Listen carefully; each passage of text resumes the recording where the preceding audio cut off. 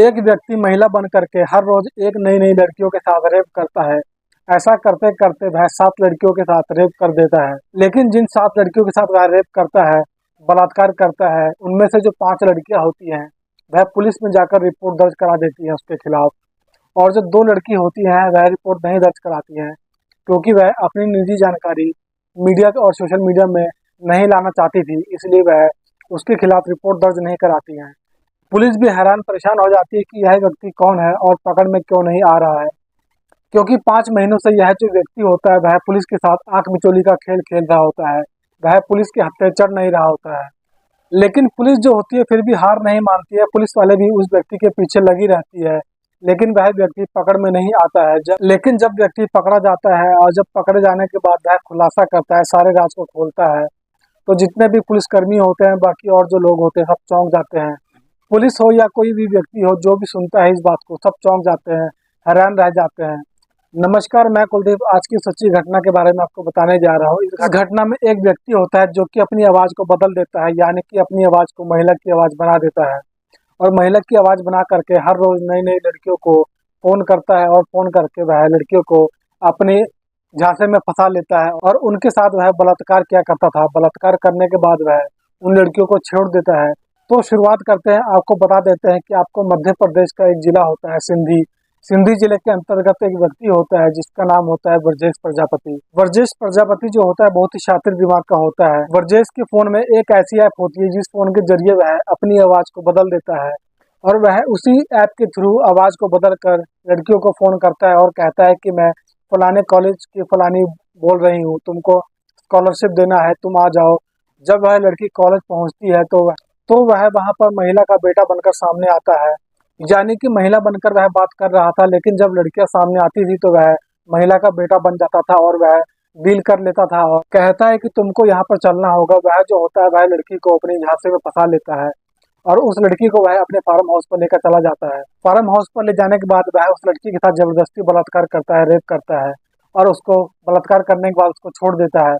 ऐसे करते करते 7 लड़कियों के साथ वह रेप कर देता है, बलात्कार कर देता है और फिर भी पकड़ा नहीं जाता है। 5 लड़कियां तो जो उनमें से होती हैं वह तो उसके खिलाफ रिपोर्ट दर्ज करा देती है, लेकिन 2 लड़कियां जो होती हैं वह रिपोर्ट दर्ज नहीं कराती हैं। लेकिन फिर भी जो 5 लड़कियां उसके खिलाफ रिपोर्ट दर्ज कराती हैं, उसके बाद भी वह व्यक्ति पकड़ा नहीं जाता है। 4 से 5 महीने हो जाते हैं। जो वहाँ के एसीपी होते हैं रविंद्र वर्मा, वो भी परेशान हो जाते हैं कि आखिरकार यह व्यक्ति कौन है, क्यों पकड़ में क्यों नहीं आ रहा है। और कहा जाता है कि अपराधी कितना भी शातिर क्यों ना हो, कभी न कभी वह पकड़ा जरूर जाता है। कभी न कभी ऐसा कोई प्रूफ, कोई सबूत, ऐसा क्लू छोड़ देता है जिसकी बिना पर वह पकड़ा जाता है। बिल्कुल ऐसा ही होता है।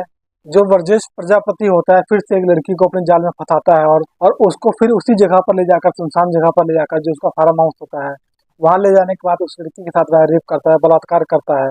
इतना ही नहीं बल्कि उस लड़की के साथ एक नाबालिग लड़की भी होती है, वह उसको भी नहीं छोड़ता है, उसके साथ भी वह बलात्कार करता है, यानी कि उन दोनों लड़कियों के साथ वह बलात्कार करता है। फिर जो होता है वह जो लड़की होती है वह जा करके रिपोर्ट दर्ज करा देती है। जो एसीपी होते हैं सिंधी जिले के रविंद्र वर्मा, वो और भी एक्टिव हो जाते हैं और अपनी टीम को भी एक्टिव कर देते हैं।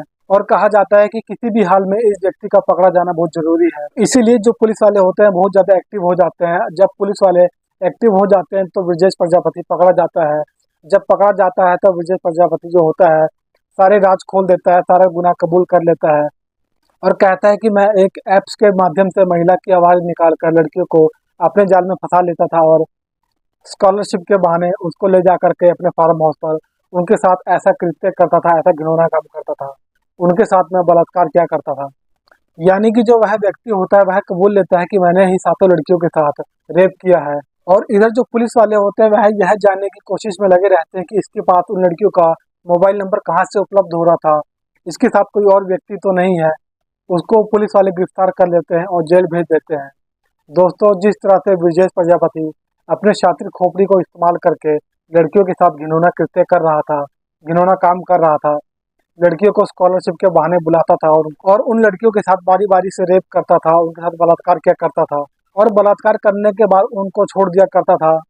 उनमें से जो 5 लड़कियां होती है वह उसके खिलाफ रिपोर्ट तो दर्ज करा देती है। यानी यह जो व्यक्ति होता है 2024 के जनवरी से ही यह कांड करना शुरू कर देता है। पुलिस के सामने बताता है कि हमने 2024 के जनवरी से लेकर इस घटना को अंजाम देना शुरू कर दिया है और अभी जाकर वह पकड़ में आता है।